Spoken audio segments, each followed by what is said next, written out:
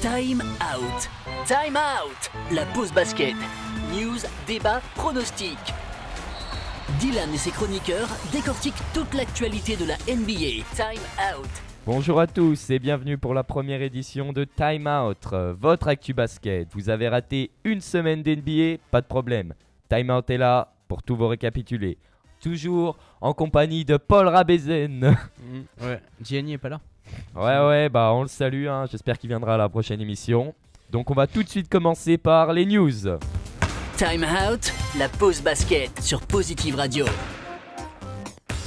Au niveau des news, cette semaine, on a eu Devin Booker, par exemple, qui a collé, on va dire, 46 points contre les Sixers, qui a derrière enchaîné avec un très bon match à Boston.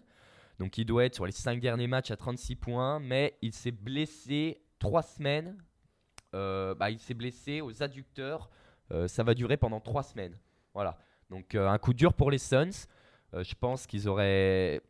Parce que les pauvres Suns, c'est un peu un zoo, un centre aéré pour les jeunes. Voilà. C'est pas très organisé, je pense, au niveau du coaching staff, tout ça. Ouais. Après, tu peux enchaîner sur quelque chose. Hein. Qu'est-ce que t'as en news, toi ? Alors, moi j'ai Kawhi Leonard donc, qui va revenir ce week-end contre les Phoenix. Hein. Oui, les Suns, oui, donc ça va être super intéressant comme retour. On va voir comment vont se débrouiller les Spurs avec Kawhi Leonard de retour. Faut savoir que les Spurs, ils font un bon début de saison. 3e à l'ouest. Voilà, 3e à l'ouest, sans Kawhi Leonard, donc ça va être intéressant de voir ce qu'ils vont faire avec lui. On a hâte qu'il soit de retour.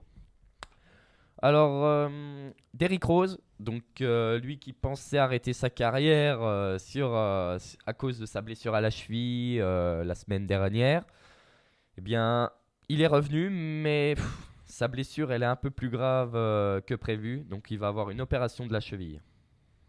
Ensuite, du coup, on a Evan Fournier, donc qui s'était blessé lors du dernier match, mais blessure pas spécialement importante, qui va durer 2-3 jours maximum. Et on peut aussi souligner Steve Clifford, donc le coach des Charlotte Hornets, donc qui va être absent pour des soucis de santé. Donc ça, c'est vraiment un coup dur pour Charlotte. À voir comment ils vont se débrouiller, parce que Charlotte, ça joue vraiment pas très bien en ce moment. Hein. Ouais. D'ailleurs, on enchaîne tout de suite avec Carton pas. Time Out, la pause basket sur Positive Radio. Alors, en carton, on va commencer par les cartons, non ? Ouais, on commence par les cartons. Ouais, point positif. Alors, Cleveland, bien sûr. Au début de saison, ils étaient lynchés de tous les côtés. Mais là, ils sont sur une super série, honnêtement.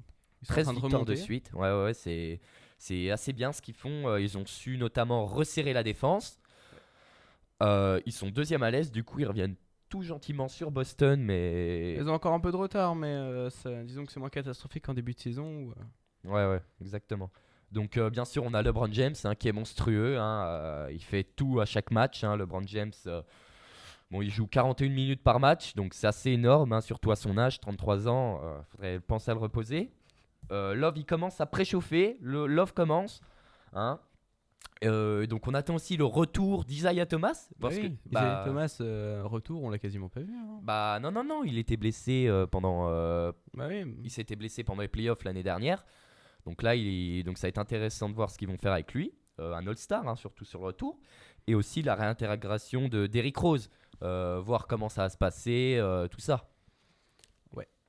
Ensuite, Houston, donc 8 victoires de suite, donc c'est aussi une série pas trop mal. Toronto, c'est les derniers à les avoir battus. Toronto qui est 3e à l'Est. Oui. 3e. Donc, Chris Paul, un très bon Chris Paul. L'intégration est pas mal, donc... surtout, ce qui est impressionnant avec Chris Paul, c'est qu'on a l'impression que le gars, il joue aux Rockets depuis 15 ans. Ouais, il a le style de jeu parfait pour eux. Voilà. Très bonne intégration. Franchement, Houston, rien à dire. Par contre, le problème avec Houston, si je peux dire, c'est que Chris Paul et James Harden, ils jouent l'un après l'autre et pas ensemble. Donc ça reste à peaufiner. Et notamment, l'année dernière, on se plaignait de la défense de Houston. Mais cette année, c'est la 6e défense de NBA. Donc c'est vraiment bon ce qu'ils font. Après, c'est toujours compliqué au début de mettre 2 grosses stars l'une à côté de l'autre. Ouais. On voit ça par exemple, je sais pas si on en reparle après, mais on voit ça par exemple à Oklahoma où c'est super compliqué de faire cohabiter tout le monde. Ah oui, on se les garde pour plus tard, ok, ici. Ceux-là, ils vont pas y échapper. Donc, après, on peut. Les Warriors, qui sont sur 6 victoires de suite. 9 victoires sur les 10 derniers matchs. Alors, pas de Curry, pas de Durant, pas de Draymond Green, pas de problème, on gagne. Kevin Durant, là, qui est revenu sur les 3 derniers matchs, il est retrouvé en mode KD 2013. Il fait tout, il a enchaîné un triple-double il y a deux nuits, je crois. Et cette nuit, il a été encore fabuleux. Oui, ils sont à égalité avec Houston aussi. Le téléphone serait bien de l'éteindre. Merci, Polo. Alors oui, donc on a dit triple-double à Charlotte. C'est lui qui termine le match. Clairement, il se fait Charlotte à lui tout seul. Donc après, on va voir s'il peut continuer sur ce rythme. Si un Klay Thompson, un Iguodala vont pouvoir lui venir en aide. Mais bon, voilà. Ils jouent sans Curry, mais je suis pas très inquiet pour eux, quoi. Parce que les Warriors, c'est Warriors. C'est tellement bien huilé que... Ensuite, donc les Raptors, Toronto. Donc, bonne série, 5 victoires de suite, c'est plutôt correct. Ouais, c'est pas mal. On peut dire que Kyle Lowry s'est enfin réveillé après un début de saison exécrable. Il avait pris son chèque, on avait l'impression. À l'intersaison, il a pris le pactole. Je crois que ça doit être 28 millions sur 4 ans, un truc comme ça. Ouais. Et il s'est dit, c'est bon, j'ai fini ma carrière. Mais finalement, il s'est un peu réveillé. Dwayne Casey, son jeu, je le trouve horrible. Donc c'est ISO sur ISO. Mais s'il y a un point positif qu'on ne peut pas lui enlever, c'est qu'il fait jouer ses jeunes. Donc Van Vliet, ça joue. Siakam, Anunoby, Poto qui joue aussi. Et Powell qui est super responsabilisé en attaque. Donc c'est un groupe qui fonctionne bien. Ils sont imprenables à domicile. Là-bas, à Toronto, c'est un fort à la mot. Mais ils ont toujours été très forts à domicile, même l'année dernière. C'est vrai. Ça défend correctement. Je n'ai pas exactement le defensive rating, mais je sais que ça défend correct, on va dire. Voilà. Et surtout, ils ont tout intérêt à gagner des matchs parce que le mois de janvier, allez voir le mois de janvier des Raptors, ça va être terrible pour eux. Alors, ils ont tout intérêt à gagner dans ce mois de décembre qui va être un peu plus cool pour eux parce qu'après, ça va être assez difficile. Ouais. Ensuite, on peut parler de Indiana.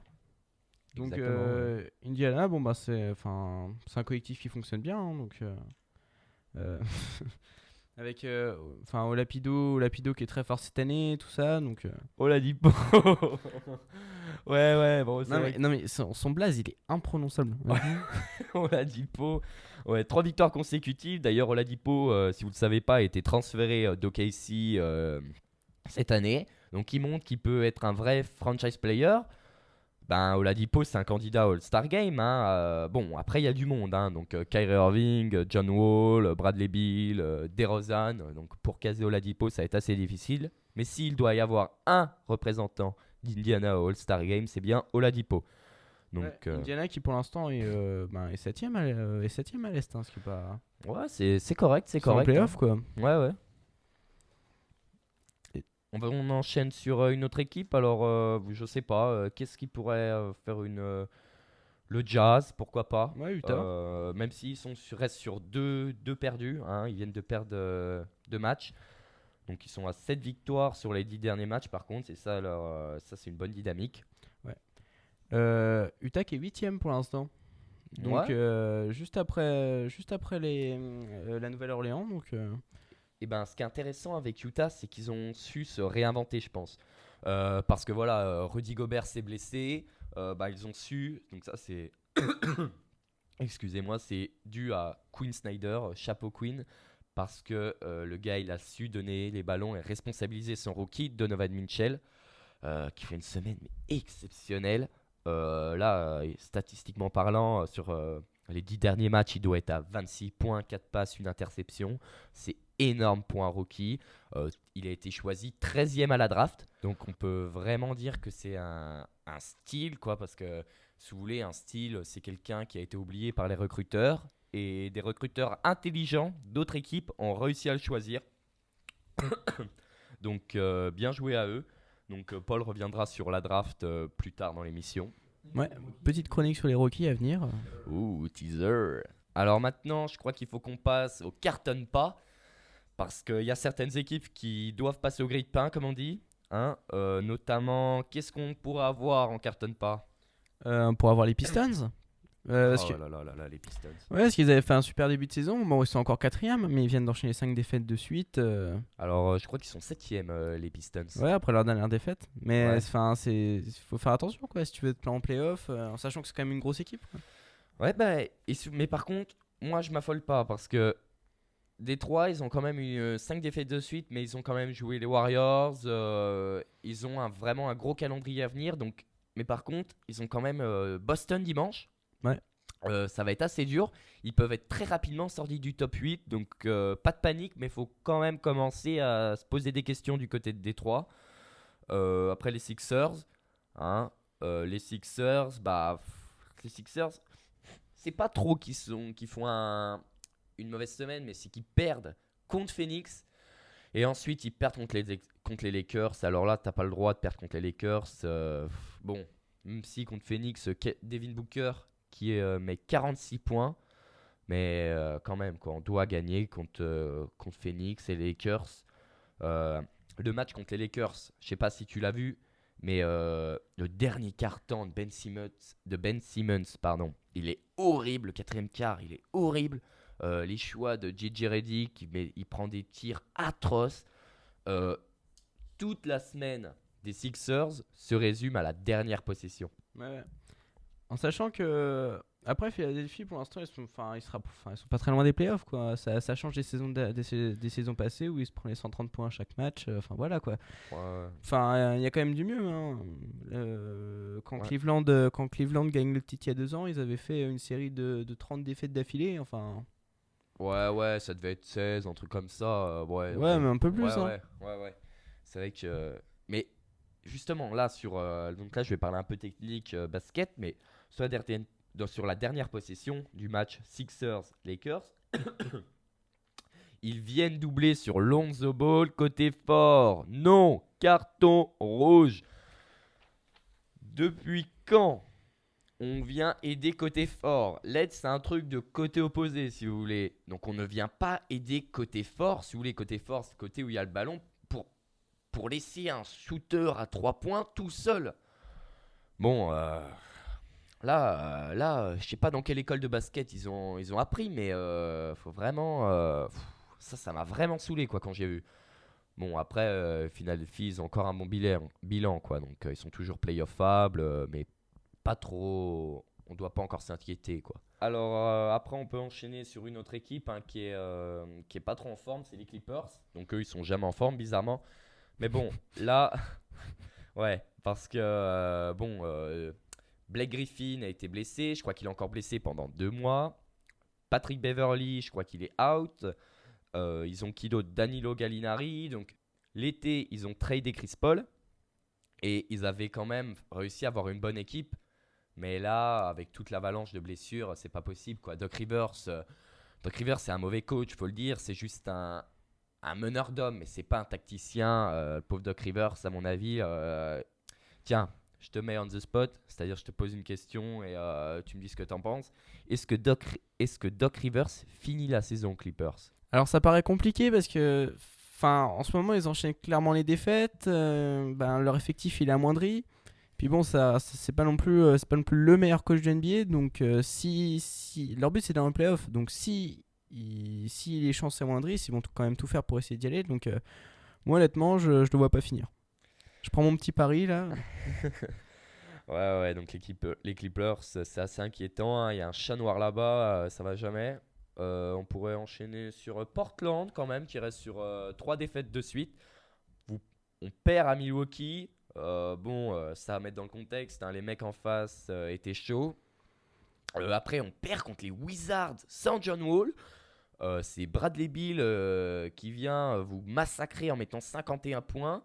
Et Nurkic se fait la cheville. Alors ça, c'est assez important parce que Nurkic, c'était quand même leur point d'ancrage dans la raquette. Sans lui, je pense qu'ils auront un peu de mal. Donc à voir combien de temps il sera blessé. J'ai pas trop d'infos là-dessus. En sachant que Portland reste quand même 6ème. Ouais, C'est pas encore une situation catastrophique. exact. Mais après, ce qu'on se disait, c'est dommage parce que après le road trip qu'ils avaient fait, on se dit waouh, super, Portland, super début de saison, grosse progression. Mais bon, là, on peut dire qu'ils sont sur une mauvaise tendance, quoi. Donc à eux de redresser la barre. Ouais. Donc t'as d'autres équipes qui t'ont déplu ou Ben, les Bulls. Enfin, après, c'est compliqué, quoi. Enfin, c'est même pas compliqué, Ouais, les Bulls. c'est ridicule, quoi. Combien de défaites de suite? 13, je sais pas, un truc comme ça. Ouais, non, mais ils sont derniers, ils sont derniers à l'Est, ils sont derniers sur Ouais. l'ensemble de la NBA, donc c'est... Ouais, bah après, c'est un peu. Après, les Suns, les Kings, les Mavs, les Bulls, c'est un peu des équipes qu'on met dans le même paquet. C'est-à-dire qu'au début de la saison, on n'attendait pas grand-chose d'eux. Donc Oui. je veux dire. Oui, mais après Chicago, ça reste quand même, ça fait partie des très très grosses équipes de la NBA. Enfin, dans l'histoire. l'histoire de la Ouais, NBA, ouais. voilà, C'est c'est la normalement. franchise de Michael Jordan. Non mais voilà, tu t'attends pas à voir les Bulls 15e et dernier de l'ensemble de la NBA, quoi. Ouais, bah ça c'est surtout dû à un mauvais management. Hein, donc Foreman et Holberg, bon les gars, message subliminal derrière. Peut-être vous virez, non parce que il y a un moment. Non, Ouais. mais c'est compliqué de se dire que les Sixers sont avant les Bulls, quoi. Alors que tu te rends compte que les Sixers. Ah mais ça va vite en NBA. Hein, tu sais, Ouais, ça va change vite, on est d'accord, mais voilà, quoi. Ça Ouais, reste ok. une des grosses franchises historiques qui. Puis les Kings aussi, on peut se dire que les Kings à l'intersaison, je me rappelle, tout le monde disait waouh, Divac, il a fait un super boulot, George Hill, il a recruté qui d'autre, George Hill, je sais plus, leur rookie, il y a Ron Fox qu'il a drafté, voilà. Mais après, les Kings, ils n'y arrivent pas. George Hill, là, on a l'impression qu'il est en pré-retraite. Waouh, c'est un escroc, George Hill. Je te dis, c'est un escroc. Le mec, il chope 18 ou 12 millions et là, il fait plus rien sur le terrain. Oh là là. Sacramento qui est avant-dernier. Ouais, bah Sacramento. C'est compliqué, hein. Ouais. On pourra enchaîner. Moi, j'ai une équipe aussi là qui va mal. Denver.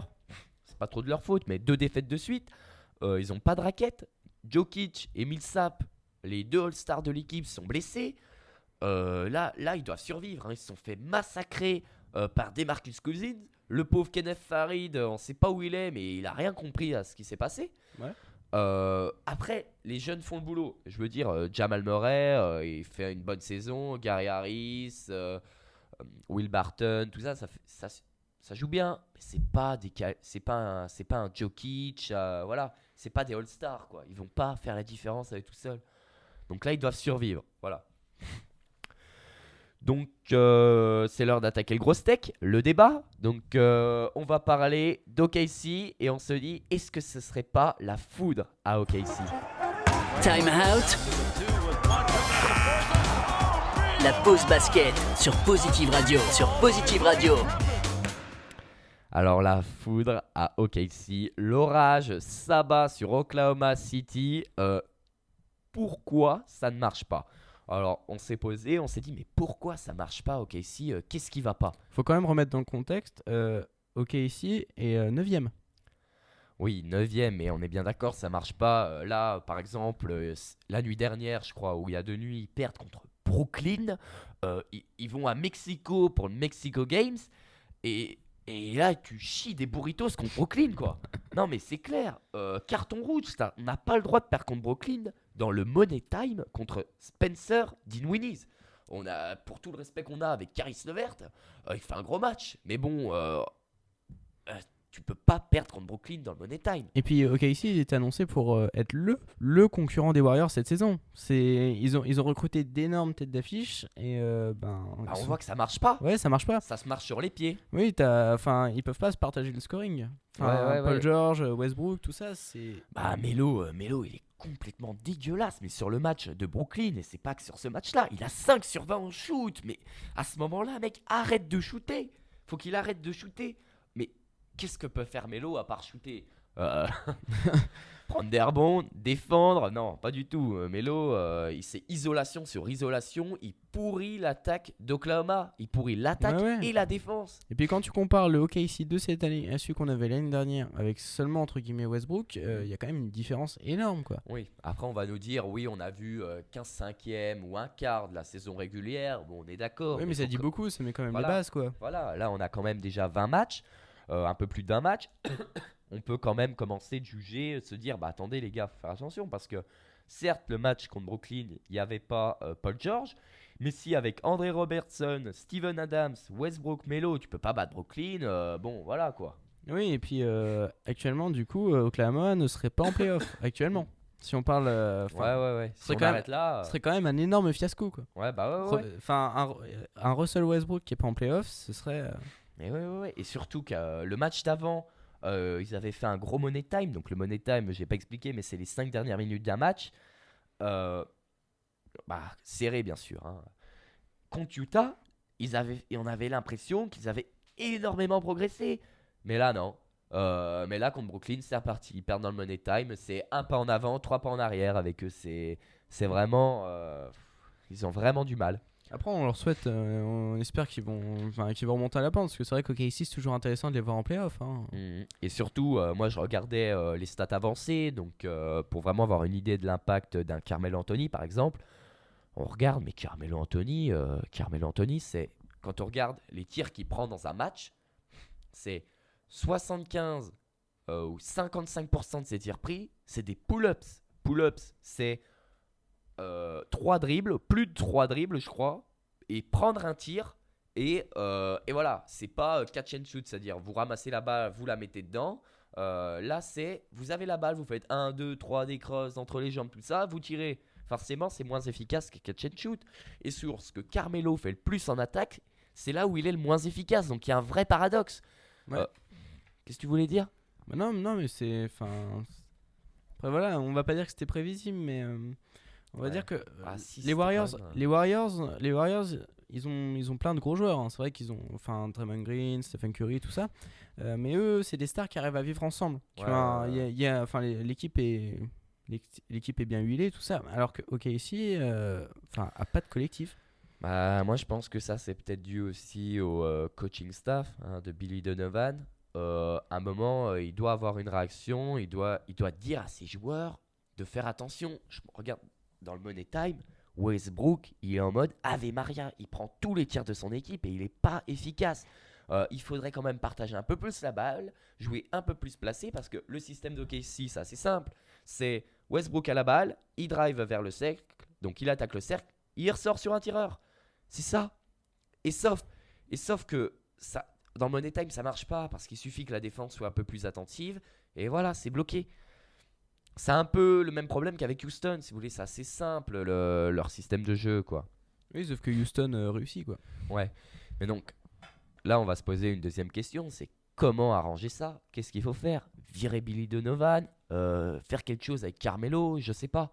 Comment faire pour qu'OKC gagne des matchs? Pour qu'OKC joue au basket? Parce qu'ils ont été capables, dans certains matchs, avec leur grosse défense, par exemple contre les Warriors, à, on va dire, museler les Warriors défensivement et les battre, quoi. Mais je sais pas.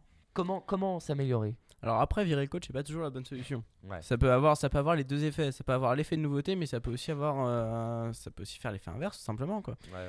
Donc, parce que dans le sport, c'est facile aussi. Hein. Quand l'équipe gagne, c'est grâce aux joueurs. Quand l'équipe gagne, c'est ça, c'est grâce aux joueurs. Et quand ils perdent, c'est la faute du coach. Ça, c'est tout un art. Oui, voilà. Après, est-ce qu'il n'y a pas moyen aussi de je sais pas. Il faut qu'ils arrivent de toute façon à se il faut qu'ils trouvent leur système de jeu, un système de jeu qui marche. Parce qu'actuellement, on voit bien qu'avec leur système actuel, ça passe pas. Ils n'y arrivent pas, tout simplement.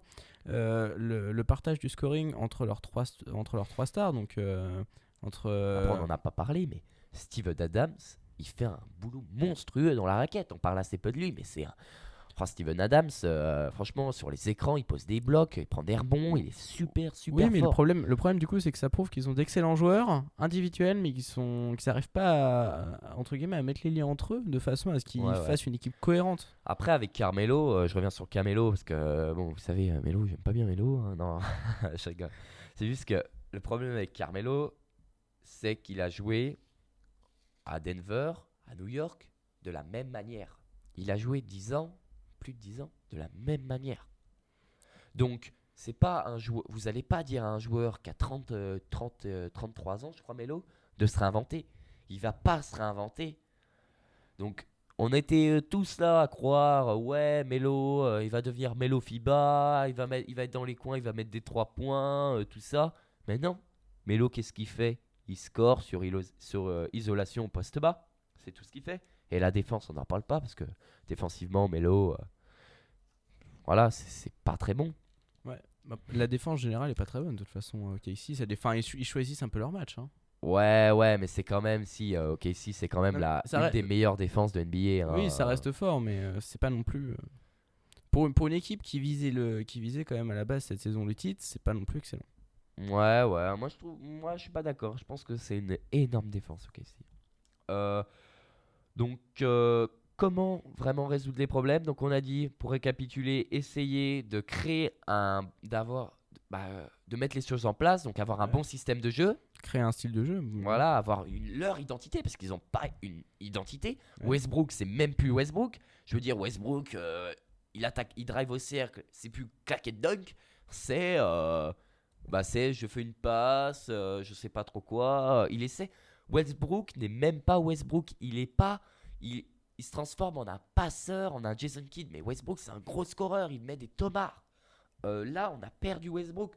Paul George, qui faisait un début de saison moyen, pour pas dire nul. Il commence de se réveiller sur les derniers matchs, mais on voit qu'il n'a pas tout à fait trouvé. Il s'est pas tout à fait encore adapté au style de jeu d'OKC. Peut-être qu'avec le temps, ça va s'améliorer, hein, forcément, ça peut que aller mieux là. Donc si vous êtes fan d'OKC, ne vous inquiétez pas, à mon avis, ça se met en place avec le temps. Mais bon, commencer de se poser des questions, quoi. Ouais, et puis se mettre en place avec le temps, faut pas attendre trop non plus, quoi. Ouais, parce que là, on est déjà quasiment à un quart de la saison régulière. On est déjà en décembre. Ça va vite, quoi. Ouais. Donc voilà, j'espère que ce petit débat vous aura plu. Maintenant, on va passer au MVP de la semaine et au sous-MVP de la semaine. Donc c'est parti. Vous écoutez Time Out sur Positive Radio.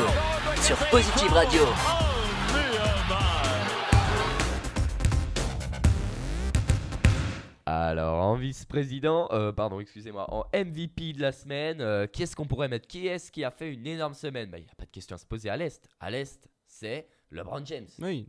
LeBron James, un mutant avec les Cavs. Non, mais de toute façon,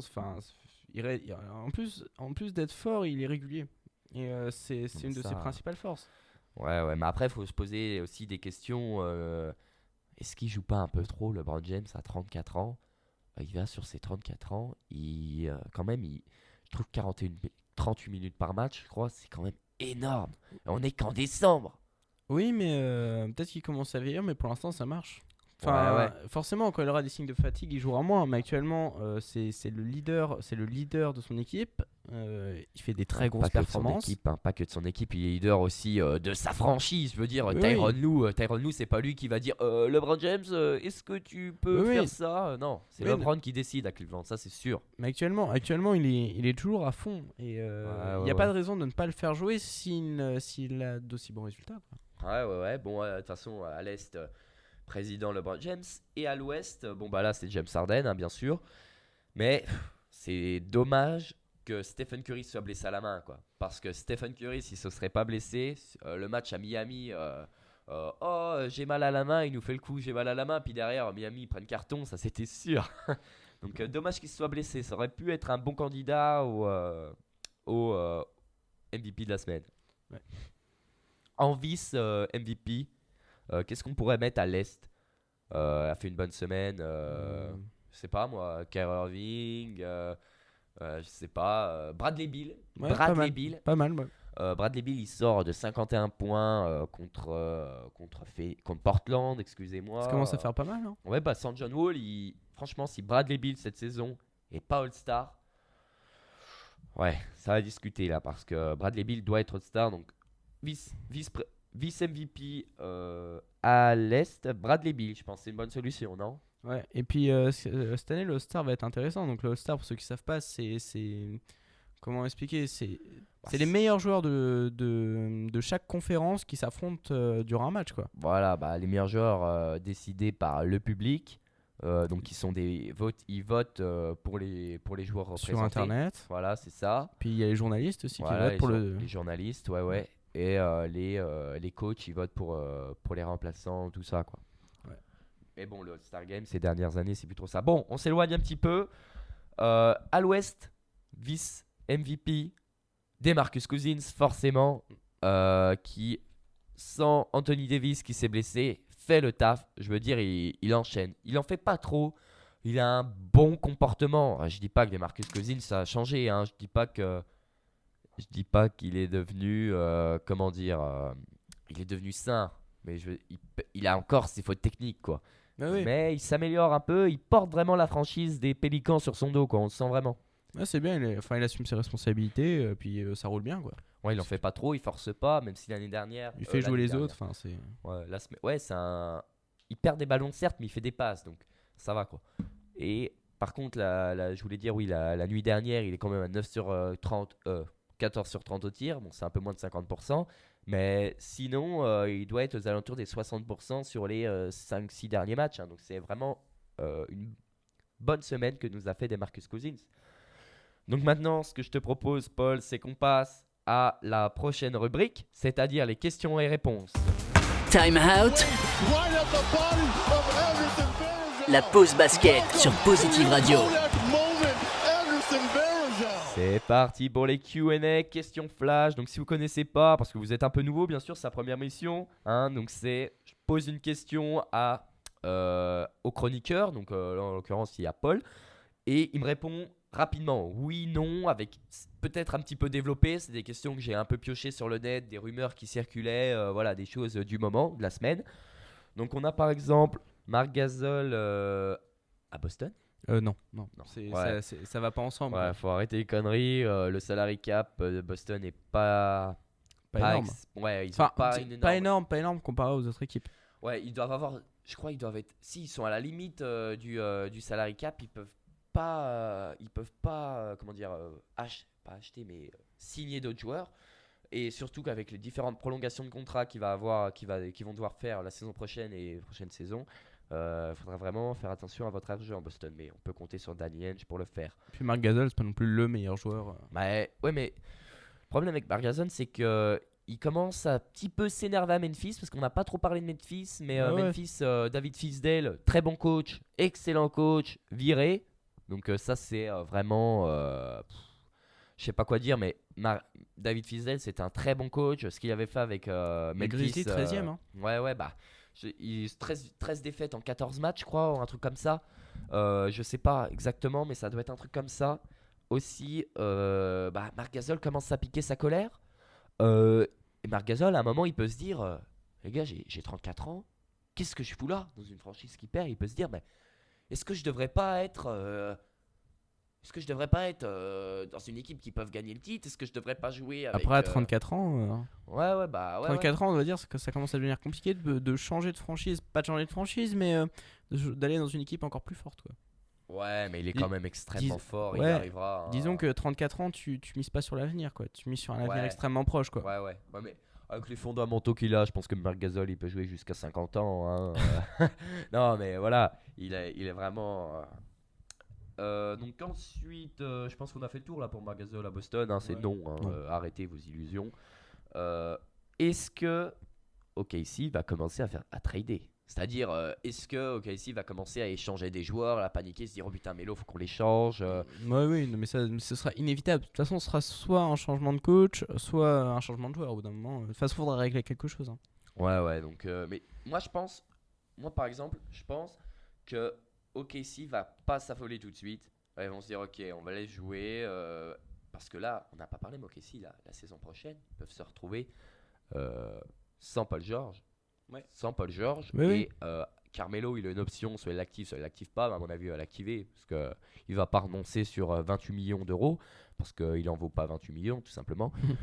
Donc, ils peuvent se retrouver sans Paul George qui veut peut-être partir à Los Angeles parce que c'est sa ville, tout ça. Donc, faut faire attention pour Oklahoma City, mais je pense pas que ce soit le moment de paniquer. Faut peut-être laisser Ouais. les choses se mettre en place, tout ça, quoi, non? Ouais. Après, qu'est-ce que j'avais trouvé aussi? Bradley Beal All-Star, on en Ouais. avait parlé. Actuellement, oui. Mais après, voilà, c'est pareil, il faut être régulier sur toute la saison, quoi. Mais il fait de bonnes performances qui lui permettraient, à mon avis, d'être dans le. Ouais, bah Peut-être là, sélectionné. surtout, si Bradley Beal, pour moi, Bradley Beal mérite plus d'être au All-Star Game que John Wall. Pour rapport au début de saison des deux, Bradley Beal, il est quand même, il fait un super bon début de saison. Là, s'il est pas All-Star, là, ça m'énerve parce que. Après, voilà, il faut pas qu'il se blesse, il faut pas que. Voilà. Ouais. Ouais, c'est vrai qu'un petit craquement de voix, on a vu, c'était sympa. Wade, meilleur sixième homme de la ligue cette année? Ça se discute, mais c'est possible. Ouais, je pense qu'il est vraiment en course là, surtout qu'il a beaucoup plus de hype que tous les autres sixième hommes. Mais ouais, à mon avis, il en prend la voie parce que si Cleveland fait, allez, s'ils finissent deuxième dans le top 3 à l'Est, ce qui est fort possible, hein, je pense qu'il pourrait être sixième homme, je pense aussi, ouais. Et du coup, ça nous amène à une question. LeBron James, candidat au titre de MVP? Bah oui, de toute façon. Forcément. Cyborg. Non, mais de toute façon, LeBron fait partie des grosses stars, hein. Dès le début de saison, il fait partie de ceux qui sont façon, prédestinés à être ouais. MVP, hein. LeBron James, chaque année, il est candidat au team de MVP et chaque année, ça lui passe sous le nez. Mais là, il est quand même derrière un certain James Harden. James Voilà. Harden qui est quand même. Par exemple, quand tu prends en début de saison Westbrook, Curry, James Harden, c'est toujours des joueurs que. Enfin, tu t'attends à ce qu'ils soient de sérieux candidats pour le titre de MVP. Donc, LeBron, c'est sans aucun doute. Il faut qu'il fasse une bonne saison régulière et qu'après, il fasse aussi de bonnes playoffs, tout simplement. Ouais. Et je voulais aussi dire, mais Curry, on n'en parle pas beaucoup, mais il fait quand même. Il joue extrêmement bien. Il dit Curry. Je veux dire, mais c'est pas un joueur lambda ni un fragile, hein, parce que Stephen Curry, je veux dire, il s'est peut-être blessé, mais il fait quand même un super début de saison, 28 points, 5 rebonds, 5 passes. C'est vraiment énorme ce qu'il fait. Il peut jouer sans ballon, il a un impact de plus 13 sur la feuille de match, c'est énorme. Donc voilà. Et puis, Curry pourrait être un candidat au titre de MVP. Et puis Curry, disons, c'est un peu l'anti-star. Ça veut dire que c'est vrai que c'est le plus gros. Ouais, je le considère encore comme le plus gros joueur des Warriors, mais surtout il fait jouer les autres. Il a vraiment, c'est un peu lui qui gère le collectif dans cette équipe, donc vraiment, il a vraiment un impact qui est assez impressionnant. Bah ouais, et surtout qu'il peut jouer sans ballon, quoi. Et je pense qu'il bénéficie encore de ces dernières saisons là, à 30 points, une saison extraordinaire qu'il avait fait. Je pense que vu qu'il a baissé un tout petit peu, il dit ça y est, il joue mal tout ça, mais franchement, Curry, super début de saison, quoi. Bon, on s'est éloigné un petit peu, mais c'est pas grave, hein, c'est toujours bien de débattre sur certains joueurs. Kyrie Irving aussi, donc dans la course au titre de MVP. C'est pareil, ouais. C'est comme les autres, hein. Ça reste un candidat. Je considère qu'il est encore un tout petit peu jeune pour l'avoir. Il a peut-être pas non plus encore. Même si c'est devenu, on peut le dire, le boss de Boston, il a peut-être pas encore l'influence sur son équipe qu'a un LeBron James par exemple à Cleveland. Donc il lui manque peut-être ça encore. Ouais. C'est vrai que c'est un peu dur d'avoir la même influence que LeBron James. Oui, voilà, disons que mais certes c'est le franchise player. Oui, quoi. voilà, c'est le joueur qui représente clairement Boston, mais je considère qu'il a pas encore l'influence de par exemple de LeBron ou par exemple de Westbrook à OKC, donc ça me paraît encore compliqué un peu cette année. Et aussi, moi je pense que Kyrie Irving, dans le contexte que l'on connaît, c'est-à-dire premier match de la saison, blessure de Gordon Hayward, donc il se retrouve un peu tout seul au scoring, ils enchaînent une série de victoires de 16 victoires consécutives, une des plus grandes dans l'histoire de la franchise de Boston. Il a des stats là, depuis pas longtemps, il commence à monter en puissance, il doit être à, on va dire, je crois qu'il doit être à plus de 25 points, 26 points. Mais franchement, si Boston continue de gagner et qu'ils finissent avec le meilleur bilan de la ligue, avec les conditions que l'on connaît, je pense que Kyrie Irving il mérite d'être MVP tout simplement. Ouais. Parce que franchement, Kyrie Irving c'est assez impressionnant ce qu'il fait, hein. Je veux dire, il a su se fondre dans le collectif de Brad Stevens et je trouve ça impressionnant. Très rapidement, en plus là, il joue avec un masque, donc ça peut l'empêcher de bien voir le jeu, tout ça.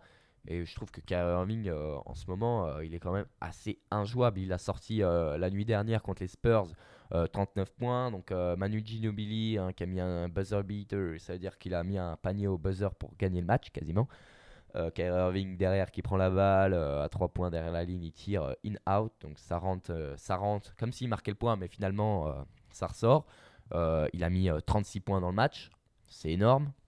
Voilà quoi. Donc Kyrie Irving, franchement, je pense que c'est un candidat stéréotype MVP. Après, de là à le mettre devant James Harden, je pense pas, parce que statistiquement parlant, James Harden, c'est injouable.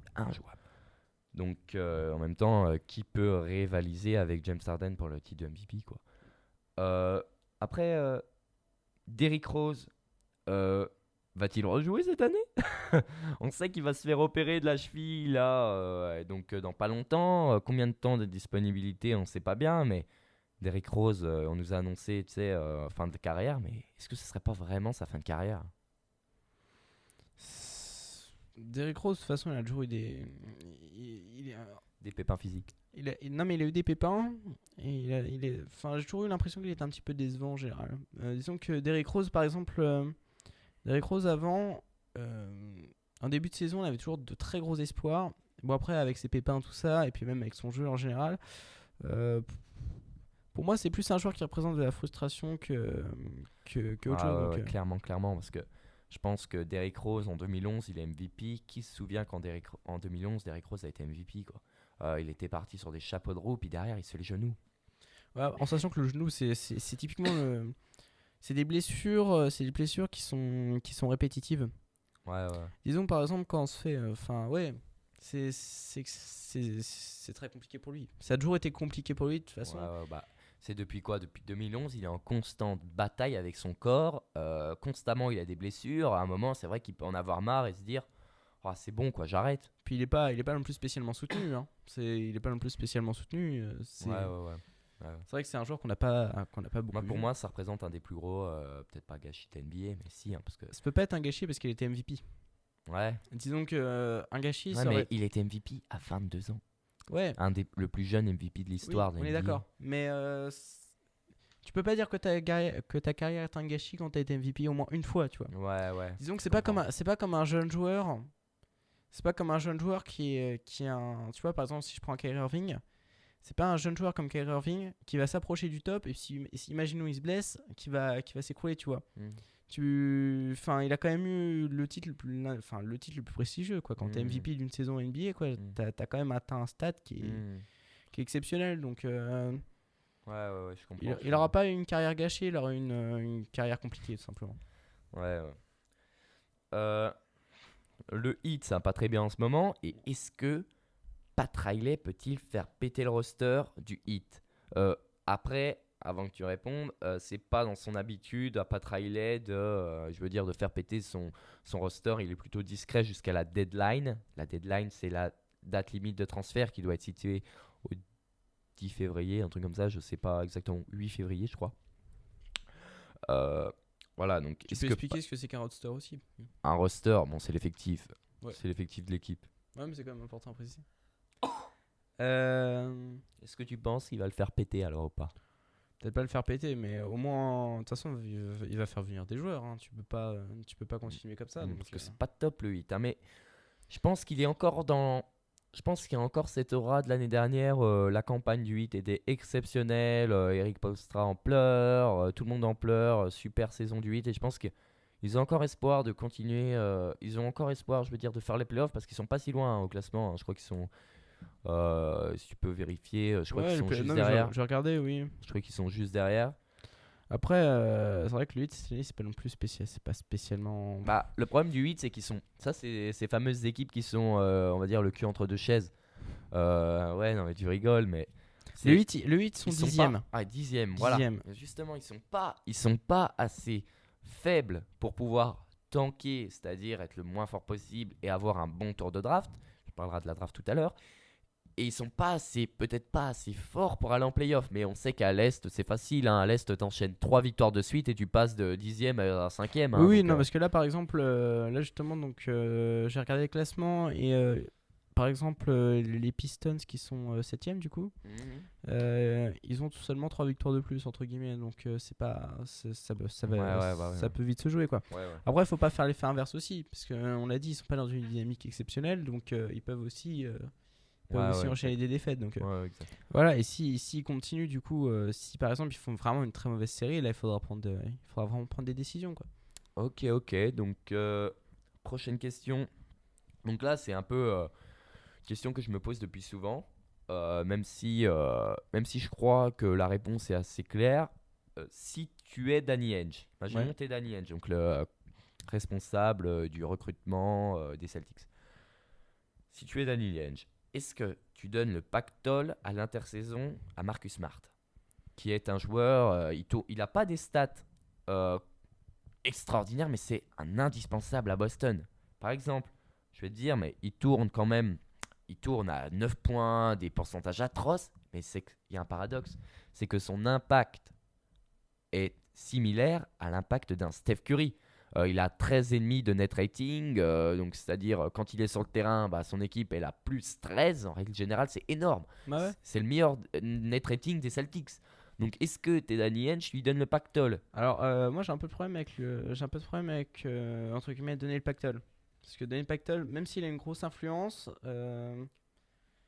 c'est compliqué quoi. C'est pas comme une star confirmée. Disons que forcément, s'ils peuvent entre guillemets le prolonger, lui faire une énorme augmentation salariale, ça c'est très bien.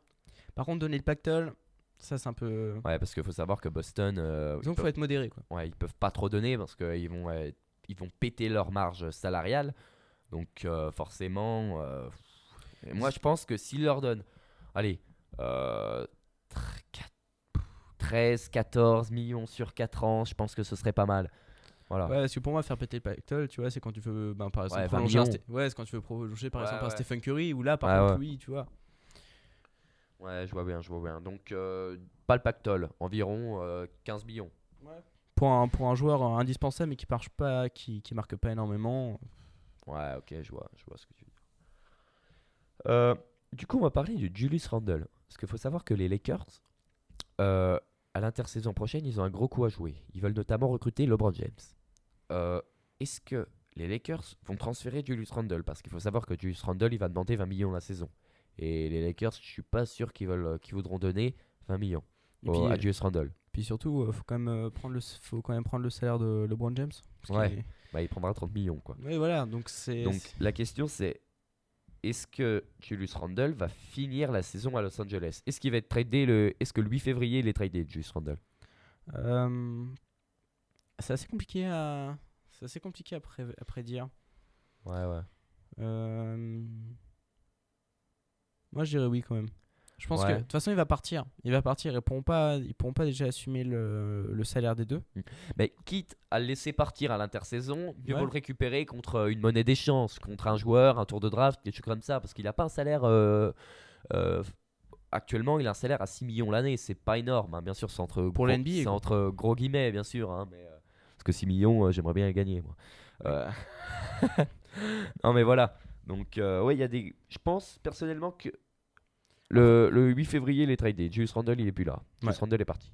Mais franchement, on peut pas vraiment prédire comme ça. On n'est pas des charlatans. Hein. On va pas vous dire il va être tradé, on sait pas. Mais je serais le gars le Rob Pelinka et Magic Johnson. Je traderai Julius Randle. Voilà. Donc maintenant, c'est ton moment, Polo. C'est à toi de nous régaler. Polo envoie la sauce, comme on dit. Hein, c'est l'heure de la chronique de Paul. Time out. La pause basket sur Positive Radio. Alors, donc, on va dire que pour cette première chronique, j'avais une petite idée où c'était parler des rookies. Donc, est-ce que tu veux expliquer ce que c'est qu'un rookie? Bah oui, totalement. Hein. Donc, un rookie, c'est un joueur qui sort de l'université, qui a minimum 19 ans, qui se présente à la draft. Donc, c'est chaque équipe, elle sélectionne un joueur parmi justement les sortants de l'université, un jeune joueur. Donc c'est dans un ordre, je veux dire, les équipes qui ont été les moins bonnes ont souvent les meilleurs choix de draft, donc les premiers, deuxième, troisième, tout ça. Il y a 2 tours de draft, faut savoir. Et le rookie, c'est justement celui qui se fait drafter. Voilà. Donc Paul, tu veux nous parler des meilleures saisons de rookie de l'histoire? Disons qu'on va plutôt parler des meilleures affaires de l'histoire de la draft. Des styles, Ouais, voilà. des joueurs volés, on va dire, des joueurs qui ont... Des joueurs qui ont été draftés, mais Bas. qui ont été draftés bas, mais qui au final ont fini extrêmement haut. Ah ouais, Par ok. exemple, Ça peut être intéressant. À la base, j'étais effectivement. parti sur un top 10, mais je me suis dit que ce top 10 n'avait pas spécialement d'intérêt puisque tout est entre guillemets Relatif. tout est relatif. Ouais, Par ouais, exemple, ok. j'étais plus parti sur l'idée en disant que Tony Parker était un excellent rookie et c'est vrai que par exemple toi tu le trouvais pas bon lors de ses premières saisons. Ouais, mais du coup, c'est quand même un style. Moi, ça me va s'il est dans mon truc. Par exemple, tu vois, j'ai Bill. Alors par contre, ma prononciation de l'anglais est assez. Par exemple, Bill Laimbeer. Bill Laimbeer, ouais, exactement. Voilà. Par exemple, Bill Laimbeer, il faut savoir que donc il avait été drafté. Donc il a été prêté dans un club en Italie. Donc là, on est d'accord. Hein, il avait été drafté par Cleveland, par les Cavaliers. Donc, quand t'es envoyé dans un club italien, c'est déjà que t'as pas d'espoir. Il a été drafté combien? T'as une idée? Tu sais combien il a été drafté? Ah non, je l'ai pas noté. Je n'ai même pas noté leur. Bah forcément, ça fait Forcément, travail à forcément. moitié, ça fait travail à moitié. On te pardonne pour la première, on te pardonne. Voilà. Et donc du coup, ensuite. Qu'est-ce qu'il fait dans sa saison? Qu'est-ce qu'il fait Explique-nous un peu ce qu'il fait dans sa carrière. Je sais pas si tu as des données sur Bill Laimbeer. Alors, il faut savoir. Donc, il est drafté par les Cavaliers. Donc, les Cavaliers le trouvent totalement nul. Parce qu'il n'y a pas d'autre mot. Hein. Donc, il est envoyé dans un club italien. Ensuite, des Cavaliers, il est transféré aux Pistons. Et aux Pistons, il va faire partie du coup des Bad Boys des Pistons, quoi. La grosse équipe des Pistons. La bonne époque des années 80 Voilà. avec Donc Isaiah ça veut dire que Thomas, Dennis Rodman, tout ça. Ça veut dire que tu es passé d'un joueur qui était considéré comme une chèvre à passer dans l'une des meilleures équipes de l'histoire des Pistons. Bill Laimbeer, moi j'ai une petite anecdote sur lui, c'est que avant de se présenter à la draft, il faisait du bateau, le gars. Le gars, il naviguait sur son bateau tous les samedis soirs à Bamako. Donc forcément, oui, il devait passer de conducteur de bateau à joueur NBA. Bon, voilà. Et surtout que Ben Laimbeer, moi si je peux dire, c'est que c'était un excellent défenseur. Et c'était un bastonneur, le gars. Bah, c'est les Bad Boys, quoi. Le mec, il mettait des tartes à tout le monde. Alors, je sais que t'as toujours apprécié, même si la franchise n'existe plus, les Supersonics. Bah oui, Ah évidemment. ouais. Ah ouais. Alors, Sean Kemp. Sean Kemp. Oui, bon, ça va. Hein. Non, mais t'inquiète. Alors, disons que je l'ai mis.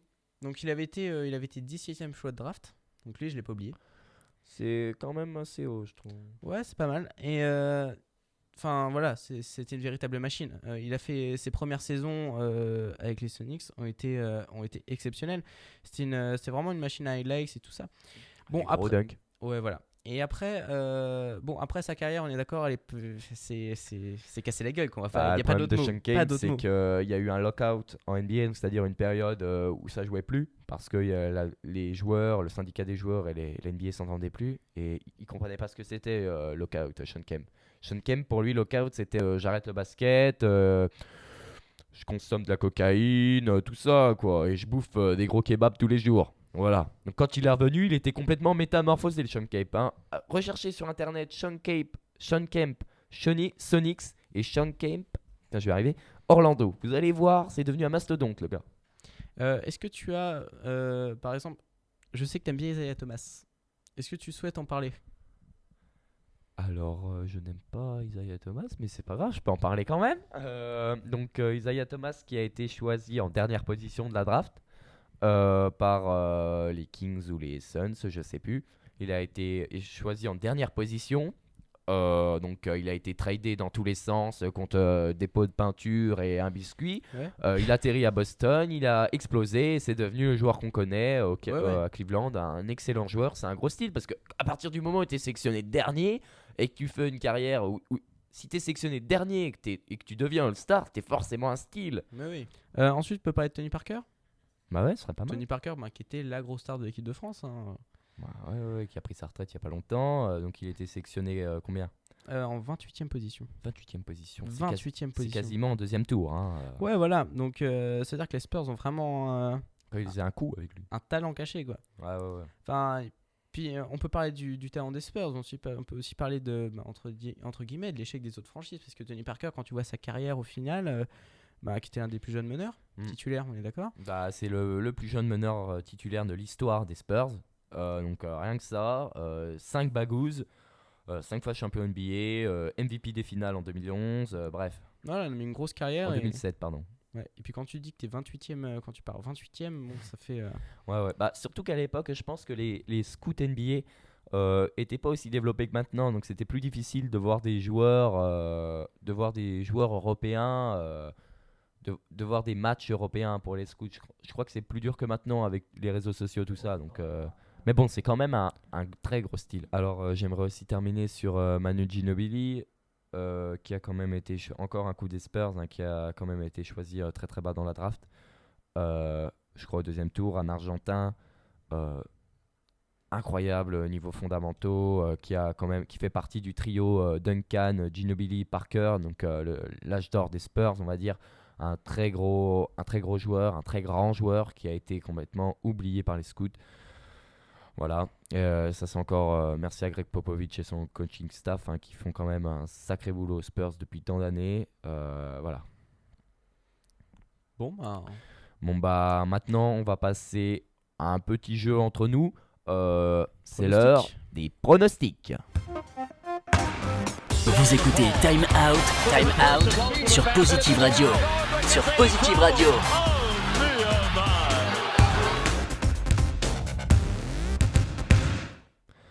Alors, au niveau des pronostics, pour ceux qui ne connaissent pas, c'est un petit jeu qu'on fait entre nous. Donc, j'ai sélectionné 3 rencontres pendant la semaine prochaine. Donc, et nous allons pronostiquer chaque match. Donc, victoire d'une telle équipe avec plus avec l'écart sélectionné. Donc, par exemple... Donc, ça veut dire que tu dois dire victoire ou défaite et avec le nombre de points d'écart? Exactement. Par exemple, tu dis, là je prends un match au hasard que j'ai pas sélectionné, Magic Hawks, tu dis victoire du Magic de 25 points, un truc comme ça. Ok, monsieur.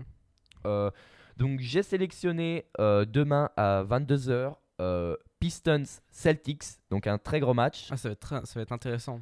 Ouais, ça va être intéressant de voir la réaction des Pistons, parce qu'on en a parlé. Donc qu'est-ce que t'en penses, toi? Moi, je veux une défaite des Pistons. Je les vois pas réagir face à Boston. Et de combien de points? Ouais, je dirais 10 points. Pas une grosse défaite, mais défaite quand même. Victoire de Boston plus 10.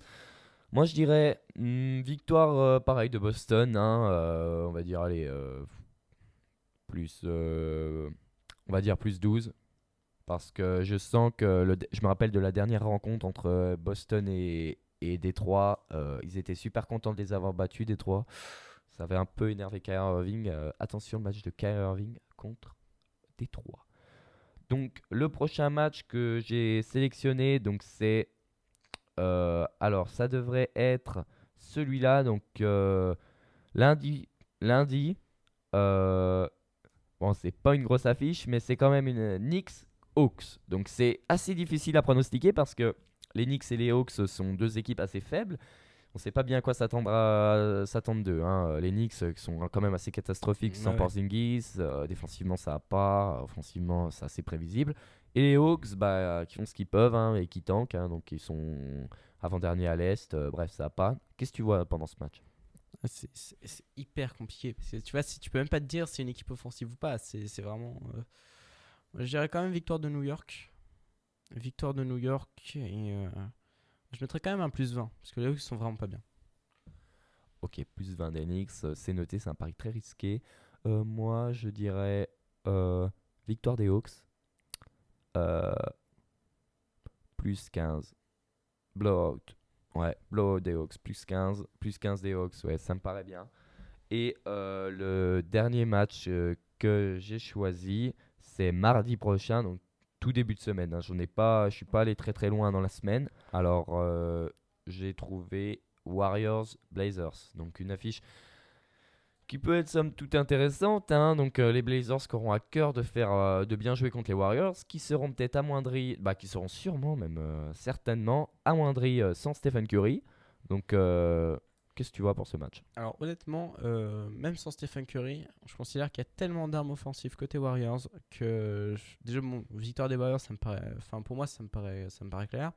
Et je prends un pari risqué, je vais dire 30 points d'écart.